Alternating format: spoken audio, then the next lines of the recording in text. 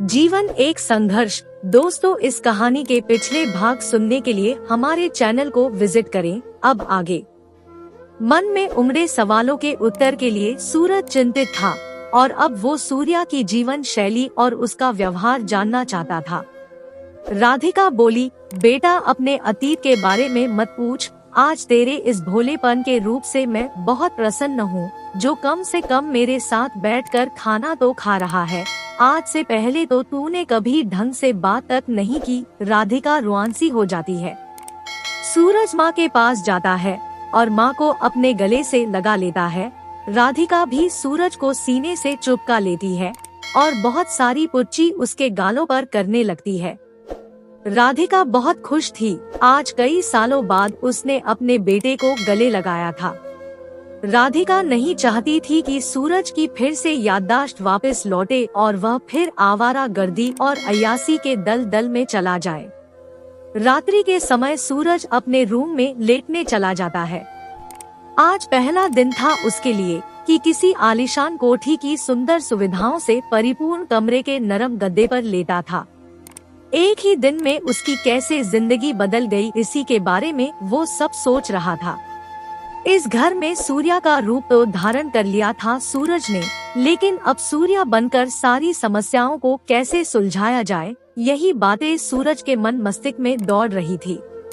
सूरज अभी तक सूर्या के बारे में अनभिज्ञ था। सूर्या के परिवार के बारे में उसे अभी तक कोई जानकारी हासिल नहीं थी। सूरज सोचता है कि कैसे सूर्या के बिजनेस को संभालूं, जबकि मैं गांव का गंवार लकड़ी काटने वाला लकड़हारा हूँ। इतने बड़े बिजनेस को कैसे संभाल सकूंगा? मुझे सब सीखना होगा। हालांकि 12वीं तक पढ़ा था सूरज। हिंदी, अंग्रेजी और गणित में अव्वल था, लेकिन व्यावसायिक शिक्षा के बारे में जीरो था। सूरज सोचता है कि क्यों ना किसी अच्छे शिक्षक से व्यावसायिक और कंप्यूटर तकनीकी की शिक्षा ले ली जाए। बिना कंप्यूटर ज्ञान के अच्छा बिजनेसमैन नहीं बन सकता हूँ। सूरज मन में ठान लेता है कि कल से ही शहरी जिंदगी जीने के लिए कंप्यूटर और कॉमर्स की ट्यूशन लगा लूंगा। जिंदगी बदलने के लिए खुद को बदलना बहुत आवश्यक है। परिवर्तन प्रकृति का नियम है, इसलिए धीरे धीरे सब कुछ सीखना है। और खुद की बहन पूनम और तनु के लिए भी आगे शिक्षा के लिए स्कूल में दाखिला करवा दूंगा। इधर रात्रि के 10 बजे तान्या घर आती है। राधिका और तान्या आज की बिजनेस मीटिंग के बारे में डिस्कशन कर रही थी। राधिका की कपड़ों की फैक्ट्री थी, सभी कपड़े विदेश जाते थे। तान्या खुश थी क्योंकि आज उसकी कंपनी को 50 करोड़ का टेंडर मिला था। दोनों माँ बेटी बहुत खुश थी।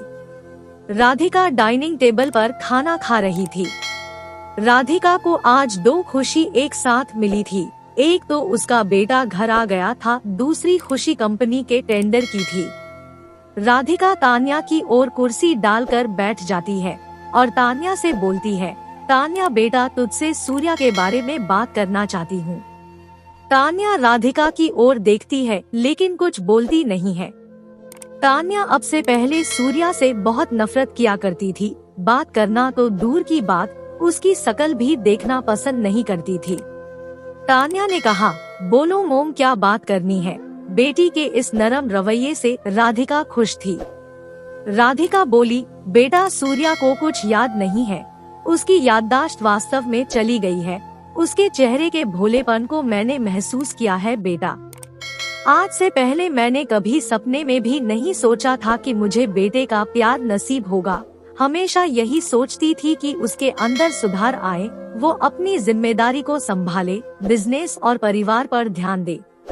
ऐसा लगता है जैसे मेरी मनोकामना पूरी हो गई हो। मैं नहीं चाहती हूँ कि उसे उसकी पिछली जिंदगी के बारे में कुछ पता चले और वह फिर से उसी दुनिया में लौट जाए। राधिका गंभीर होती हुई बोली। तान्या भी नहीं चाहती थी कि फिर से इस घर में कलेश हो, इसलिए अपनी माँ को भरोसा दिलाती है कि वह उसे उसकी जिंदगी के बारे में कुछ नहीं बताएगी। तान्या बोली, माँ तुम बेफिक्र रहो, हम उसे कुछ नहीं बताएंगे। तान्या की बात सुनकर राधिका को सुकून मिलता है। राधिका बोली, बेटी अब सो जाओ, बहुत रात हो गई है। कल से तुम सूर्या का थोड़ा ध्यान रखना, उसे बिजनेस और कंपनी के सभी काम सिखाओ। तान्या ने कहा, ठीक है मोम, मैं प्रयास करूंगी, अब आप भी सो जाओ। तान्या ने राधिका को गुड नाइट किस किया और ऊपर सूर्या के बगल वाले अपने कमरे में चली गई। अब सूर्या के परिवार के बारे में थोड़ा जान लेते हैं। राधिका सिंह अपने पिता की इकलौती संतान थी। इनके पिता की 2 फैक्ट्री थी। अमीर घर की लड़की होने के कारण इनका विवाह एक रईस परिवार में हुआ, लेकिन शादी के 2 साल बाद इनके पति की मृत्यु हो गई। राधिका उस समय तान्या को जन्म दे चुकी थी। राधिका के विधवा होने का दुख राधिका के पिता को बहुत हुआ, इसलिए उन्होंने अपनी फैक्ट्री में काम करने वाले एक वफादार नौकर बीपी सिंह से राधिका की शादी करवा दी। सूर्य प्रताप इन्हीं से पैदा है, ये बात सिर्फ राधिका और बीपी सिंह ही जानते हैं। झगड़े का खुलासा कहानी के अंत में ही होगा। राधिका पढ़ी लिखी लड़की थी। अपने पिता का पूरा बिजनेस उसने खुद ही संभाला। सूर्या के पिता बीपी सिंह राधिका के पिता की फैक्ट्री में मजदूरी करते थे। उन्होंने राधिका से शादी कर ली क्योंकि राधिका के पिता बहुत बड़े बिजनेसमैन थे। राधिका के पिता के मरने के पश्चात वो सभी फैक्ट्रियों के मालिक बन गए। अब अमेरिका में रहकर बिजनेस संभालते हैं।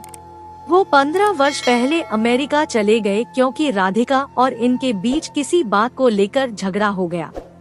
झगड़ा किस बात पर हुआ, ये बात सिर्फ राधिका ही जानती है। तान्या 24 वर्षीय खूबसूरत लड़की थी। MBA की पढ़ाई करने के बाद वो अपनी माँ के साथ खुद की फैक्ट्री और बिजनेस को संभालती है।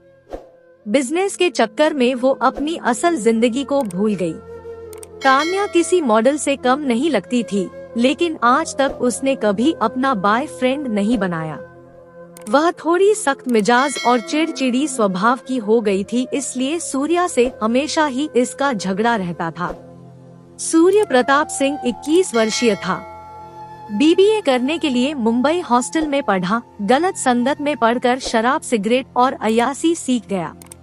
लड़ाई झगड़ा करना और दोस्तों के साथ देर रात तक घूमना इसका सबसे बड़ा शौक था। जब हॉस्टल से वापस घर आया तो घर की नौकरानी के साथ जबरदस्ती शराब के नशे में गलत काम कर दिया। तब से तान्या इससे बहुत नफरत करने लगी। सूर्या और तान्या का झगड़ा युद्ध स्तर तक बढ़ गया। राधिका सूर्या की हरकतों को लेकर बहुत परेशान रहती थी। कई बार शराब के नशे में वो तान्या पर हाथ भी छोड़ देता और गाली गलौज भी करता था। पैसा इंसान को बिगाड़ देता है, इसका सही उदाहरण सूर्या था। शहर के सबसे बड़े डॉन शंकर की बहन शिवानी को इसने अपने प्यार के जाल में फंसाकर उसके साथ गलत काम किया और फिर उसको छोड़ दिया। जब ये बात शंकर को पता चली तो उसने सूर्या पर हमला कर दिया। तब से सूर्या का आज तक पता नहीं चला। लेकिन जब राधिका को इस बात का पता चला तो राधिका ने शंकर के खिलाफ पुलिस की मदद से शंकर को जेल भिजवा दिया। शंकर के आदमी राधिका के दुश्मन बन गए। आज मंदिर पर उन्होंने राधिका पर हमला भी किया, लेकिन सूरज ने उन्हें बचा लिया। शंकर के आदमी सूरज को सूर्या समझ बैठे और ये बात शंकर को जेल में जाकर बता दी।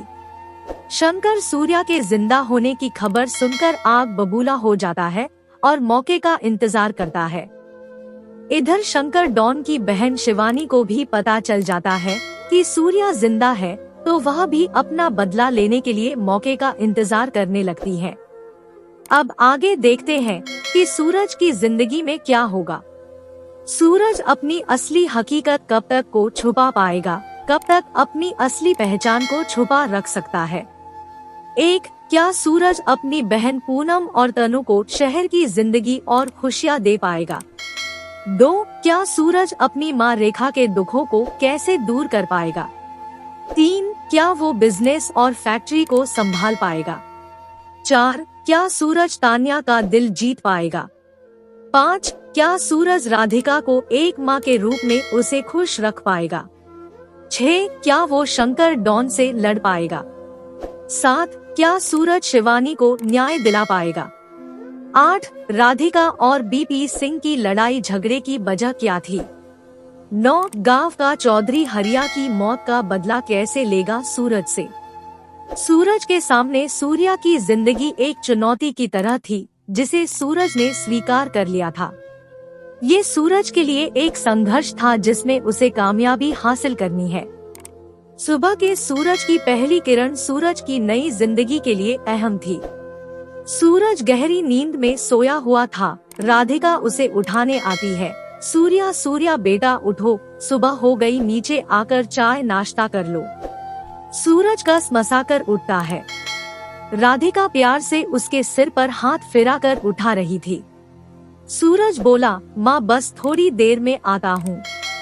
राधिका बोली, जल्दी फ्रेश होकर आओ बेटा, मैं नीचे इंतजार कर रही हूँ। राधिका चली जाती है। सूरज फ्रेश होकर नीचे जाता है और डाइनिंग टेबल पर बैठकर नाश्ता करता है। तभी तान्या तैयार होकर कंपनी के लिए जा रही होती है। तान्या बोली, मोम मैं कंपनी जा रही हूँ, नाश्ता तो करती जा बेटा। राधिका ने कहा, नहीं मोम लेट हो रही हूँ, नाश्ता अपने ऑफिस में ही कर लूंगी। इतना कहकर तान्या चली गई। मैंने नाश्ता कर लिया। आज मुझे पूनम और तनु का किसी अच्छे स्कूल में एडमिशन करवाना था, इसलिए मुझे भी जल्दी फार्म हाउस पर जाना था। सूरज ने कहा, माँ मैं सब कुछ भूल चुका हूँ, इसलिए मुझे कंप्यूटर और बिजनेस की पढ़ाई सीखनी है। किसी अच्छे इंस्टीट्यूट में पढ़ाई कर लेता हूँ। राधिका बोली, ये तो अच्छी बात है। इस शहर का सबसे बड़ा इंस्टीट्यूट JS इंस्टीट्यूट है, उसमें चले जाना। मैं फोन से बात कर लूंगी, तुम्हें कोई परेशानी नहीं होगी। सूरज ने कहा, ठीक है माँ, मैं गाड़ी से चला जाता हूँ। राधिका बोली, 1 मिनट रुक बेटा। राधिका अपने पर्स में से 2 ATM निकाल कर देती है। राधिका बोली, बेटा ये ATM है, जितने पैसों की जरूरत हो निकाल लेना। राधिका दोनों के पासवर्ड बता देती है और साथ में एक मोबाइल भी दे देती है। राधिका बोली, बेटा कोई परेशानी हो तो फोन कर लेना। ठीक है मोम, चलता हूँ अब। सूरज अपनी माँ को गले लगता है और ड्राइवर को लेकर फार्म हाउस की तरफ चल देता है। सूरज गाड़ी की सीट पर बैठते ही अपनी माँ राधिका के दिए गए मोबाइल को देखने लगता है। सूरज एंड्रॉइड फोन लेकर बहुत खुश था। काफी देर मोबाइल को देखते देखते फार्म हाउस आ जाता है। सूरज घर पहुंचते ही देखता है कि तनु और पूनम नाश्ता करके गप्पे मार रही थी। जैसे ही सूरज को सब लोग देखते हैं, खुश हो जाते हैं। दोस्तों, इस कहानी का अगला भाग देखने के लिए चैनल को सब्सक्राइब करें और कमेंट करके हमें बताएं कि ये कहानी आपको कैसी लगी। कहानी सुनने के लिए आपका बहुत बहुत धन्यवाद।